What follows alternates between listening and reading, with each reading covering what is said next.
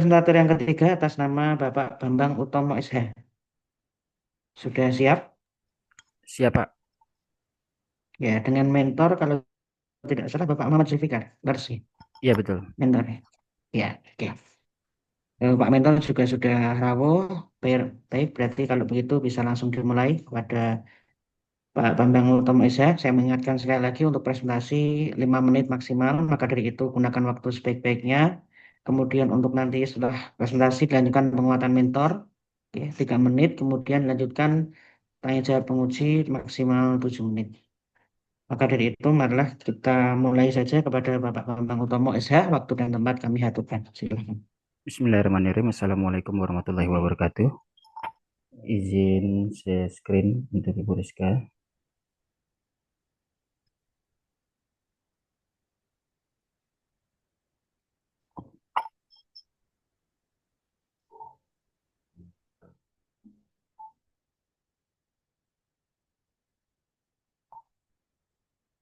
Bismillahirrahmanirrahim. Rancangan aktualisasi yang saya berikan judul optimalisasi pemanfaatan media TikTok sebagai sarana layanan informasi keluarga Sakinah.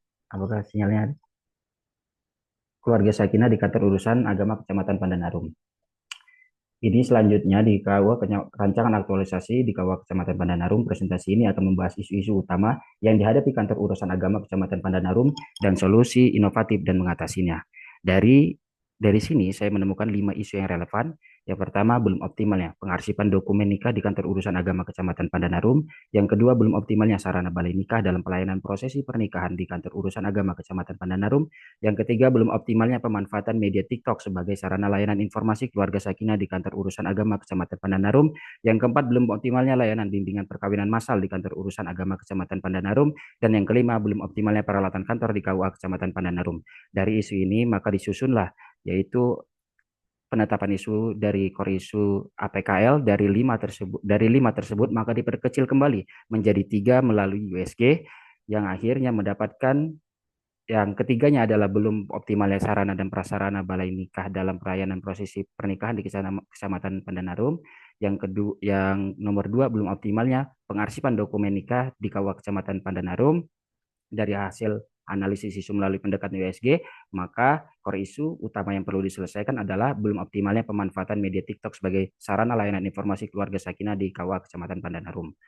Selanjutnya, yaitu analisis menu eh, ini deskripsi isunya. Kecamatan Pandanarum belum memanfaatkan platform media sosial yang populer dan berdaya jangkauan luas seperti TikTok untuk menyebarkan informasi penting terkait program Sakinah. Pemanfaatan hanya sebatas pengumuman konvensional, yaitu papan-papan yang belum ada konten kreatif reguler. Dan selanjutnya, dari Fishbone, maka analisis ini dari manusia adalah tidak ada tim khusus pengelola media TikTok. Yang kedua, tidak ada standar operasional prosedur. Yang ketiga, mesinnya kurangnya ide konten yang menarik dan kondisi internet yang kurang stabil dari lingkungan, perubahan algoritma dan tren TikTok yang begitu cepat.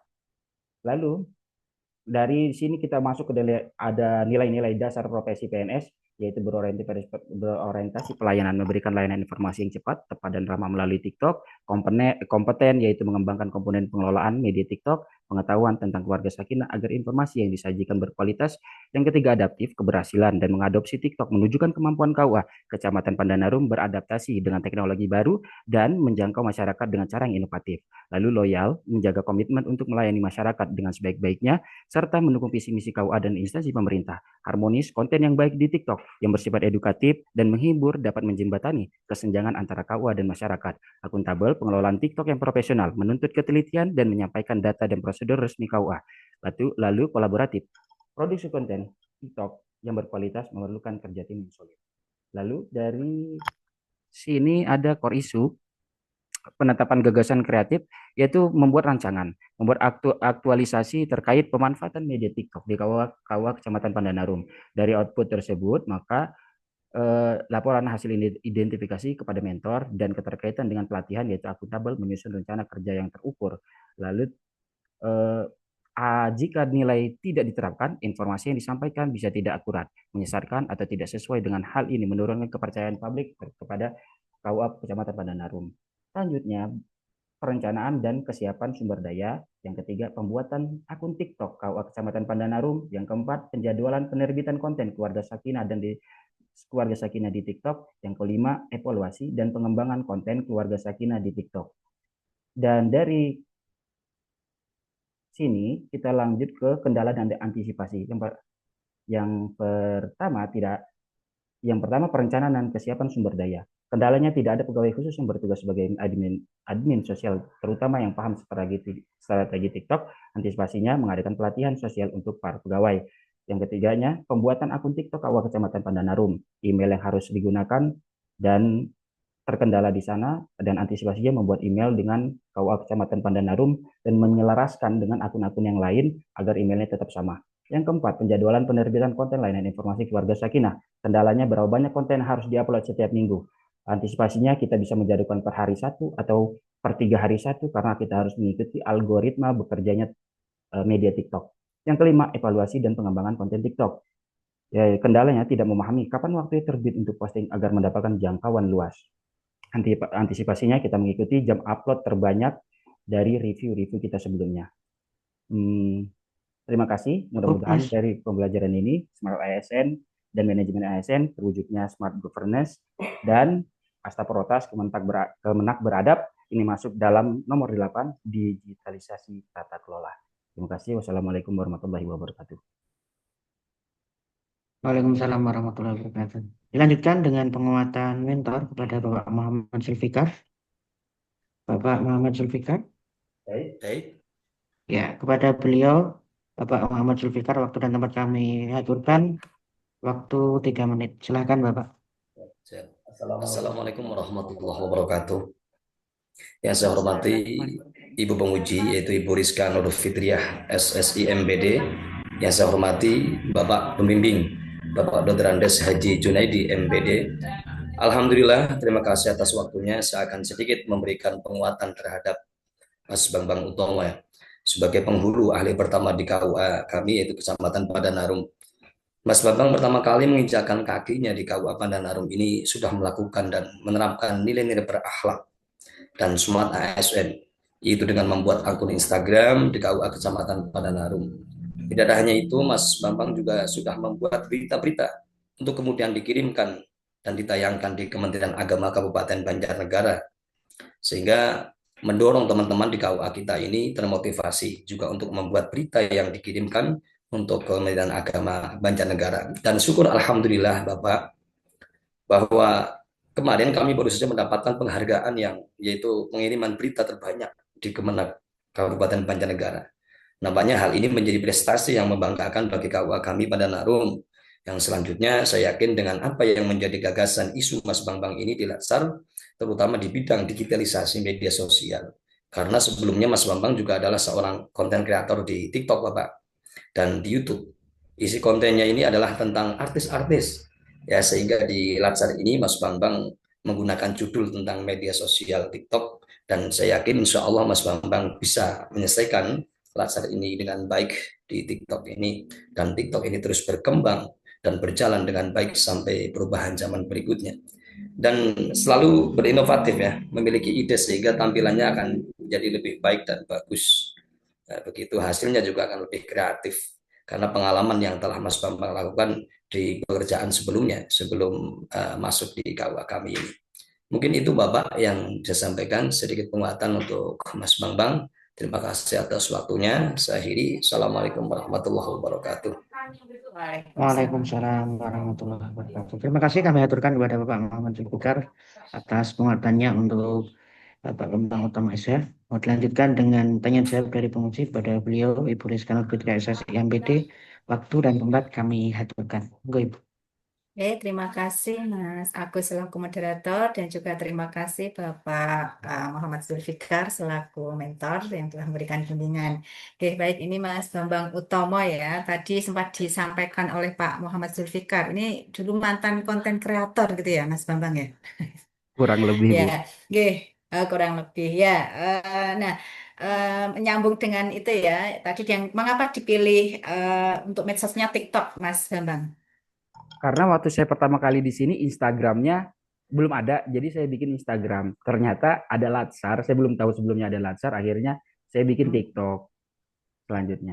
Berarti untuk Instagram itu saat datang sudah buat Instagram gitu ya. Iya, Sehingga untuk di rancangan aktualisasi itu ke TikToknya. Berarti ini mulai dari nol ya Mas ya di betul. TikTok ya. Karena kan yang sebagai rancangan nanti Mas Bambang itu kan nanti kan di TikTok ya. Nah rencananya nanti Mas ini kan tentang keluarga sakinah ya. Nah nanti berapa konten nanti yang akan dibuat dan dipublish di TikTok utamanya? Eh, ini kan ngelihat Targetnya berapa nih? kalau dari view, semuanya saya targetin di 100 dulu, Bu. Baik dari selama apa views dan followernya 100. Cuma kalau untuk penguploadannya itu bisa jadi sehari satu atau sehari dua. Sesuai dengan nanti ini ya di jadwal ya itu kan jadwal kan macam-macam ada perencanaan kemudian ada membuat template ya biasanya kemudian baru konten ya jadi nanti saya punya tantangan gitu ya Mas ya ya minimal nanti kontennya 10 lah ya selama masa aktualisasi Eh, bisa. Sebenarnya kalau 10 bisa, Bu, tapi tidak di keluarga Ya. Sakinah aja. Karena sebelumnya kan saya sama Pak Jun tanpa ada keluarga Sakinah, tapi kata Pak Jun Mm-mm. karena ini harus sesuai tupoksi, maka diperkecil. Nah, rencananya memang setelah dari rancangan aktualisasi, maka ini kan jadi milik KUA, itu semuanya, Bu, penyuluh pun megang akunnya. Jadi Mm. semua pegawai nanti megang akun masing-masing dan mereka mengupload Mm. sendiri setelah mereka bekerja. Ya, hanya gini, ini kan tadi sudah Mas Bambang kan sudah jadi apa konten kreator ya. Jadi kenapa saya berani memberikan tantangan atau challenge ya? Nah itu tetap keluarga Sakinah itu kan nanti banyak Mas bisa konten ya cerita, bisa nanti infografi, bisa nanti video kan macam-macam nanti. Bisa ya Mas ya terima tantangan ya. Insya Allah bisa. Iya. Nah, kemudian tadi ya untuk evaluasi ya. Nah, tadi sepakat nanti evaluasi karena dari nol ya, nanti bagaimana view, kemudian followernya ya, nanti itu harus dipantau. Nah, kemudian Mas Zulfikar ya, ini juga saya sudah membuka dari matrik rancangannya. Nah, ini mohon di kegiatan yang pertama, di tahap kedua itu kan ada identifikasi kebutuhan informasi publik. Ya, itu apa yang nanti akan dilakukan oleh Mas Bambang? Mengidentifikasi kebutuhan informasi. Iya, kebutuhan itu, sebentar ya, Bu. Ya, halo Mas Bambang. Iya, Bu. Ya,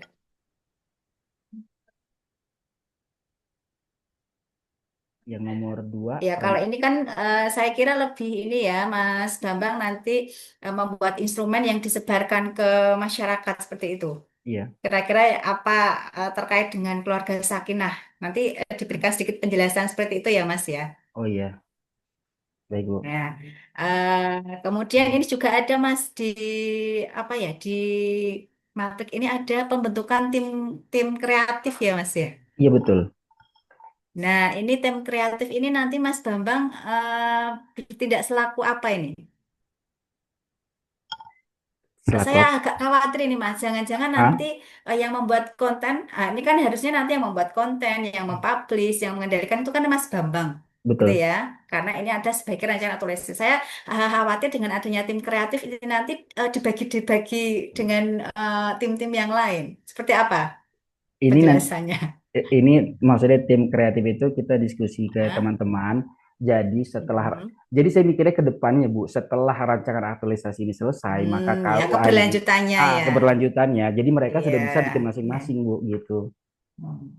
Ya, ya. Baik, berarti ini tetap nanti yang menghandle Mas Bambang ya. Betul. Hanya ini nanti keberlanjutan. Oke, baik. Jadi sudah ada konfirmasi gitu ya Mas. Mas saya takutnya nanti karena ada tim ternyata bagi-bagi tugas loh. Lah ini yang jadi merancang aktualisasi kok hanya ini ya harusnya kan yang sebagai pelaku dan juga nanti disesuaikan dengan masa aktualisasi ya 5 sampai 6 minggu.